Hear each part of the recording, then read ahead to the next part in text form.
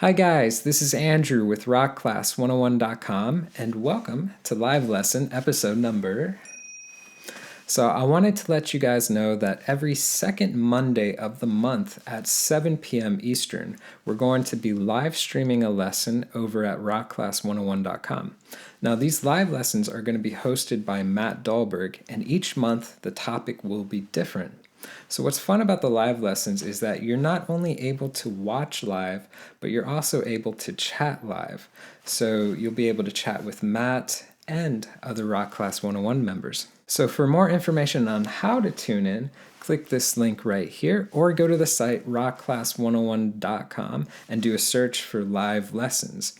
Now on that page you'll also be able to watch every live lesson that we've done before. So if you've ever missed one, no worries, they're all there. Now, if you can't make the live stream, don't sweat it, because the day after the broadcast, we'll be publishing it to our YouTube channel. And to go one step further, on the first Monday of the month, which is 1 week before the broadcast, we're going to have a forum post up on the site, which will cover two things.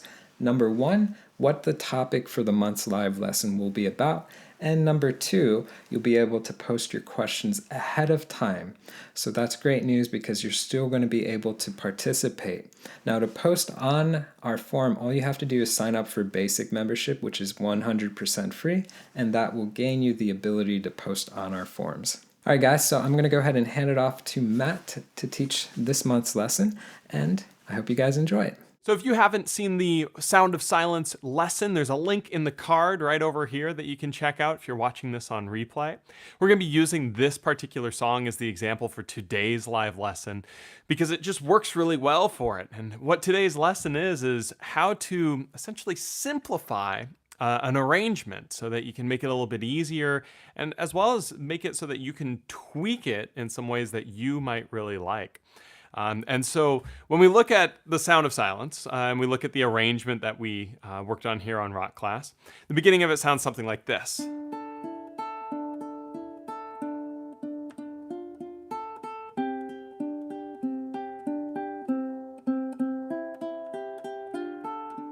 It's not super difficult, but there is a lot of movement going on, a lot of finger picking.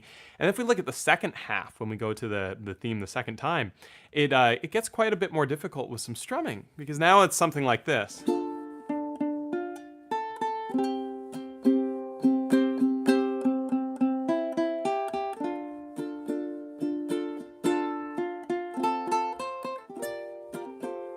Right? So that's quite difficult. And if you're a beginner player who just loves the Sound of Silence, that can be an overwhelming feeling of, what do I do to play it? So what we want to do to break this down is we want to figure out what's most important. So let's just take a step back and think about what's important to a song in general and what makes a song. Really, there's three main parts to a song. There's the melody, the harmony, and the rhythm. And when we think about a band maybe playing a song, or in the case of this song, The Sound of Silence, when we think about Simon and Garfunkel, Paul Simon and Art Garfunkel singing it, their voices really are the melody. Now they could be singing in harmony together, which means they might be singing different notes, but what has the words is really going to be the melody of the song, which we didn't pick exactly the happiest song around for this lesson, but hello darkness, my old friend, I've come to talk with you again, because a vision softly creeping left its seed while I was sleeping, and the vision that was planted in my brain still remains within the sound of silence.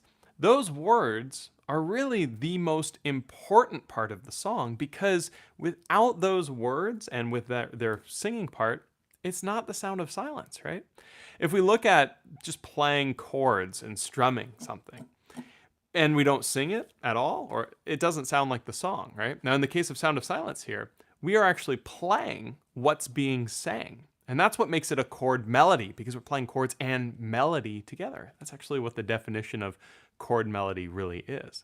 So what we want to think about with this is, if we're trying to simplify an arrangement, we want to take the most important part of the song and try to strip it out of what is, on the arrangement. So if the most important part is the melody, and we know that the melody are the words, well, let's look at this arrangement and let's try to find it, right? Well, when I start at the beginning, I start doing something like this. All of that right there There's no singing there, right? That's that little instrumental opening, and they'll play it on the guitar in the original recording. But because no one's singing and it doesn't have any words, it's not really the melody of the song, right? So let's ignore that just for now, because what we're doing is trying to make the arrangement more basic. And let's look until we can hear that melody that we're talking about. So if I'm playing through this,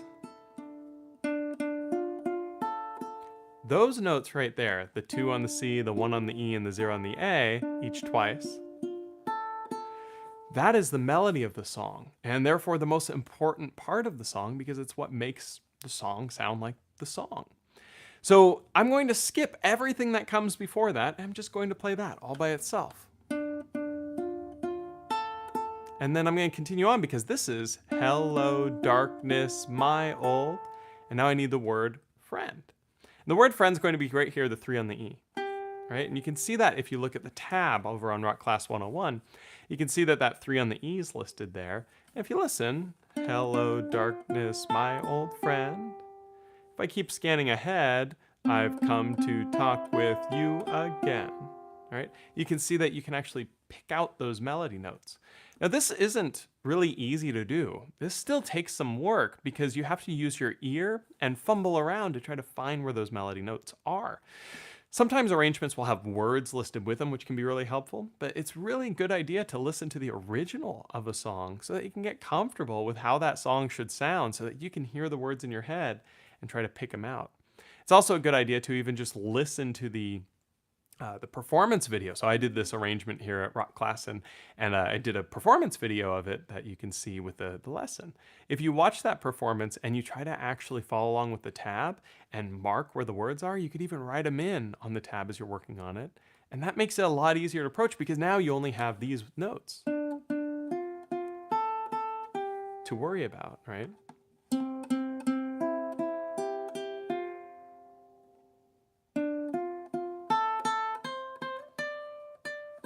Right? So that's much, much more simple and basic. But it's kind of bland, isn't it? Right? It's not exactly a full sound when we listen to it that way. And the reason is simple. It's because we only have the melody. If you listen to an arrangement of a song, by a band, you're not going to just hear the vocals very often. Think of the performance of this by Simon and Garfunkel. There's a guitar going on the whole time, and then they layer in all this extra stuff. All that extra stuff, that's really the harmony and some of the rhythm too for those 3 parts that we talked about for a song. The melody is the lyrics, and then the harmony is kind of everything else, and the rhythm is sort of the groove or the feel of the song. So if we look at the harmony now and we think about it, well, the harmony is the chords that are being played, right?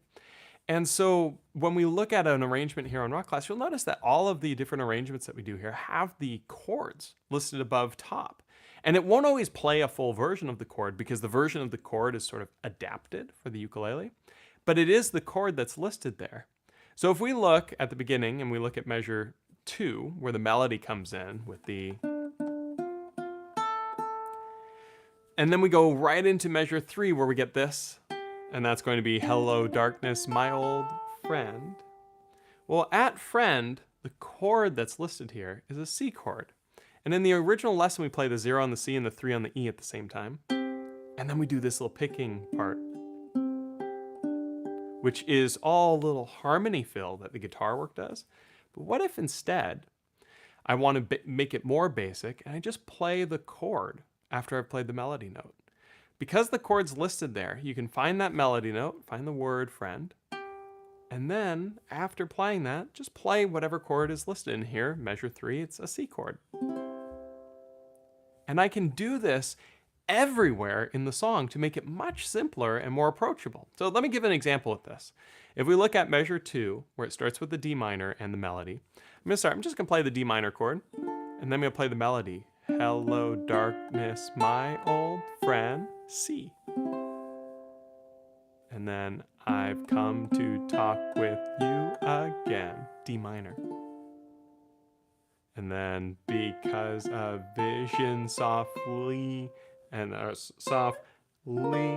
creeping. What I'm doing here is I'm trying to find that melody note, and I can play the chords that are listed on the tab along with it. and I can play the chords offset as well. What that means is I'm just trying to pay attention to what the chord is on the sheet music so that I can layer it in some fashion. Because the truth is, when I do one of these arrangements, I'm just looking at the chords and the melody and I'm trying to find space to kind of weave it all together. In the case of Sound of Silence, it's got a very unique guitar part going on.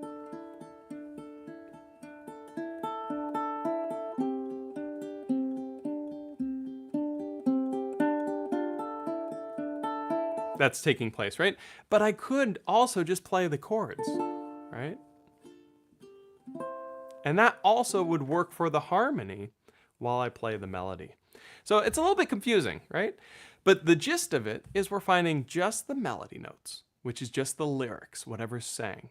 And then to add to that, to make it a little bit more full, we're going to add just a basic simple strum of the chord to follow along with it. Then from here, once you get to this point, once you can play the melody and you can identify those notes, and then you can play some simple chords with it, you're usually now ready to look at a fuller version of the arrangement, which is usually what's ever played on, the tab.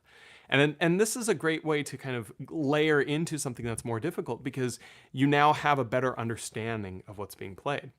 In fact, when I was learning how to arrange from many different people, many different sources, the thing that I learned most and that was drilled into me was learn the melody of the song. If you learn the melody, everything else comes much easier. So whenever I was doing an arrangement of a song, I would just work on that melody over and over and over and make sure that I was comfortable with it, knew where it was, and then start to layer in some of those chords. So when we look at Sound of Silence and we look at melody A, or theme A, it's all doing that finger picking style with that original sort of guitar work sound of the arrangement, right? But if you listen to the original recording of Sound of Silence by Simon and Garfunkel, you will hear that it starts with just the guitar and the voices, but then more layers start to be added. And so what I do in this arrangement is I want to create more layers too, but I'm still only just a ukulele. So when you look at theme 2, which starts at measure 18, the way that I do this is by strumming. I'm no longer picking it like the guitar is. I'm now strumming. But what you'll notice is with all this strumming,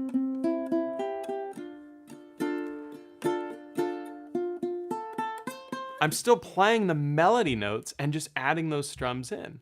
So the way that's written on the original music here is a somewhat complex version because I think it sounds very full. If I want to make it a little bit less full, I could take this exact same part and I can look at these complicated rhythms and I could think, I'm going to simplify them. I'm going to do much more basic rhythms. Maybe I'm only going to do down strums to make it easier to approach, where that might be something like this.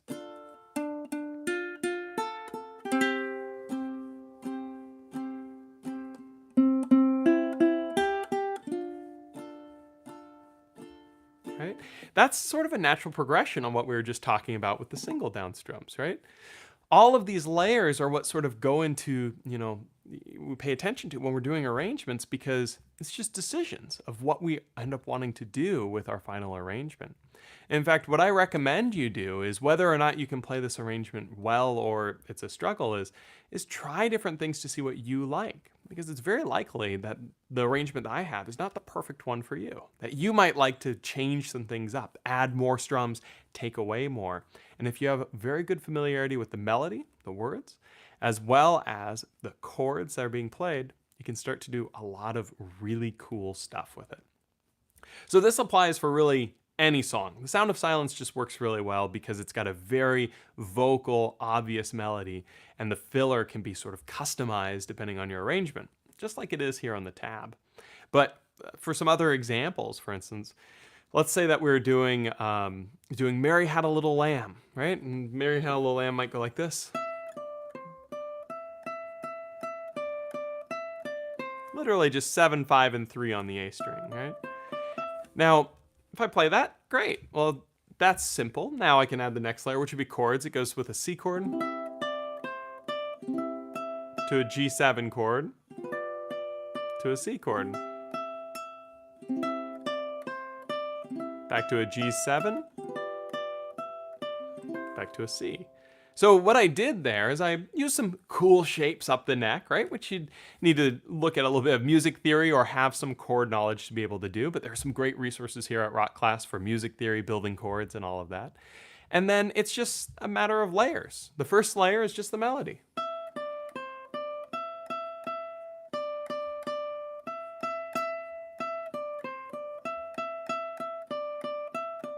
The second layer is basic chords, and it doesn't matter where those chords are as long as the melody note's included with it. And so that might be,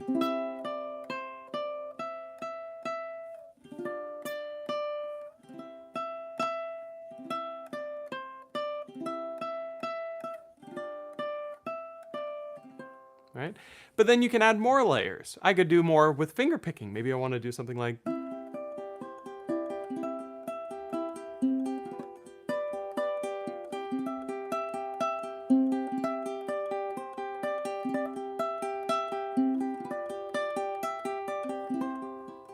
right? All of that's built on top of each other. Maybe I want some sort of strumming.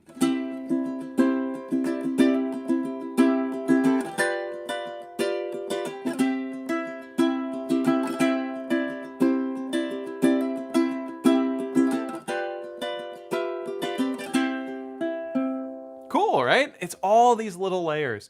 And it's not something that happens overnight. And this is one of the main points I want to make in today's live lesson.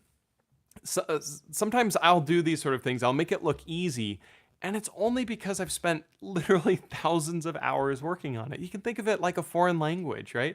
Somebody who's been working on speaking Spanish for many years and teaching it for many years will make it seem really easy to speak versus when you first start and it's very difficult and feels overwhelming and impossible. But little by little, you chip away and you get more comfortable. And arranging's the same thing. And just like learning a foreign language or learning really anything, the only way to learn it is by doing it, by failing, by trying, fixing those failures, and overcoming those challenges. So when you start working on an arrangement and it's too difficult and you want to simplify it, try finding that melody. And if it's hard to find that melody, that's okay. It was hard for me. It's hard for most people that work on it. But keep with it. Keep finding it. Because the first one might take an hour to find the melody. And the second one might take 50 minutes. The next one might take 45. The next one might take an hour and a half because it feels like you took a step back. But then the next one after that might take 30 minutes, right? It's something that you just continue to get better with. And that's what's so satisfying about this style of work. So just to break down the points, when we're working on an arrangement, there's three main parts to what we're playing. There's the melody, which is the most important part, and that's what's going to be sang with lyrics. There's the harmony, which is everything else musically that takes place, right? The chords, the guitar riffs, everything that happens on underneath is the harmony. And then there's the rhythm, which is the groove or the feel. And honestly, the groove or the feel of this is kind of built in a little bit, right? If we're doing some strumming, maybe that's a strumming pattern, but the melody will have a groove itself, right? This has a rhythm to it, and that's sort of the groove of the song that you can pick up. So if you focus on just playing the melody first, then focus on layering in the harmony and adding more of it, you'll really have a good time with working on your different arrangements. So I'm going to open up to some questions now to see if you guys have any questions on how to continue to simplify arrangements and how to work on it on your own. Again, I can't stress enough though, it's not easy, it's not perfect, it's human. So when you work on it, you're going to be breaking down melodies and wondering if it's right, and that's all part of the journey with it. And so don't expect it to just work. It just works after lots and lots of practice. But any questions from anybody? I'm going to check the chat here, make sure that it's all live on my end as I check my iPad here. Connie says, "Hi Matt, so I guess you kept the beard." Yeah, so we had a vote on the beard, right? No, not really. But yes, it'll probably go away after winter for sure, but for now we're keeping it. RB Ukulele Vid says, "Aha, I'm chuffed. I knew which G7 inversion you were talking about." Awesome. Yeah, I wanted to mention this anyway that stuck it out this long. My favorite G7 on the ukulele is 0, 5 with the index, 7 with the ring on the E, and 5 here on the A string with the middle finger. It's a G7 chord. Just love this. And what's cool is it gives you the D note here on the A string. So if your melody note's ever a D note, you have it right there on the A string. So in the case of Mary Had a Little Lamb, it works really well. So it's a pretty fun one. So let me also check if there are any questions on the website on Rock Class 101. So let's see here. 1 second as I pull it open. All of these different windows are open on my iPad here. Bring up the forum. Looks like there are no questions here on the forum, no new questions. And so let me go ahead and go to YouTube again. But if you guys have any questions at all, feel free to leave a post. I'll be here for a few minutes more at least, and I'd love to talk about it.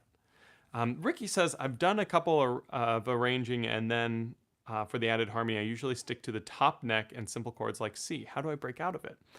So that's a great question. And so I think what you're trying to say is like you've done arrangements, and then you stick to like this C chord, this G7, this F, A minor, so on, so forth, right?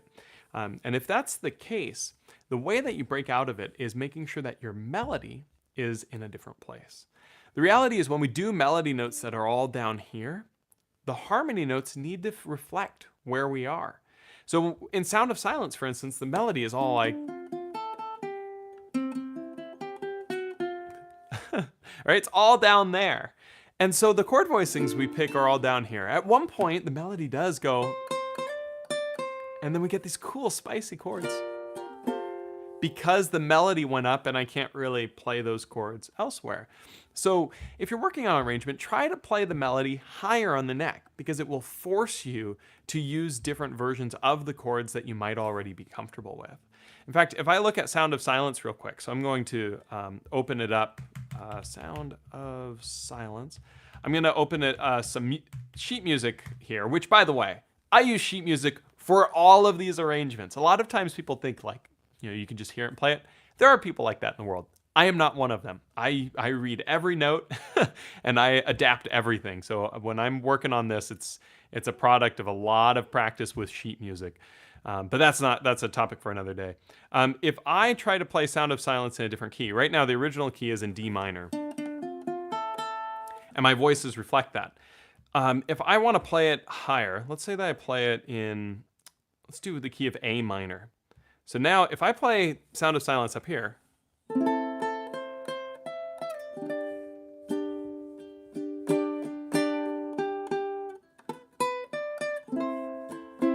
the point of this is now I have to play voicings of chords way up the neck because my melody is going way up. Right here, this is an A melody note and the chord's an F, meaning I can't do this F chord and stretch up. That's not going to happen. So I would have to do something else. I'd probably do something like this, 5, 5, 5, 12, big stretch. It sounds really pretty. If that's too big of a stretch, you could also do something like, my favorite version is probably, don't play the G string. You can play 12, 13, 12.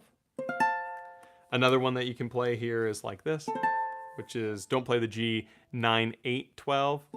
You could also play the G here on 10. And there's a version of F, right?